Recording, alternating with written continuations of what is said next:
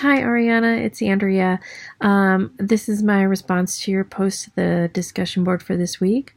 First of all, I wanted to say I'm glad you chose the other article. It was nice to see somebody choose the other article. I think most of us chose the ones about gender neutrality.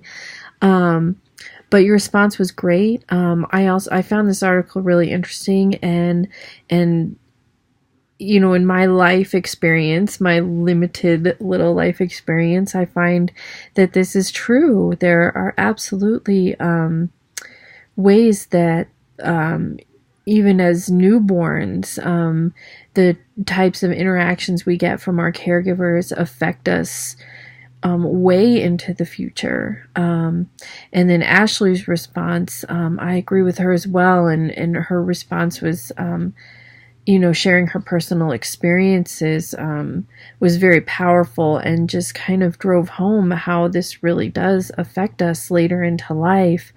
I have a son who's in a Head Start program at a local preschool, and I am on their advisory council.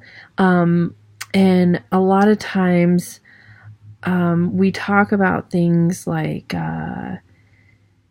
making sure that kids have enough to eat in order to be able to function in school. So, the school district here provides free breakfast to every kid. You don't have to even, fill out paperwork to qualify, and the amount of help that's gotten. But back to the kind of emotional support, I was noticing in some of our readings for this week where we talk about attachment. There are things like when kids are doing things like imitation in learning how to speak or developing these gross motor skills or fine motor skills.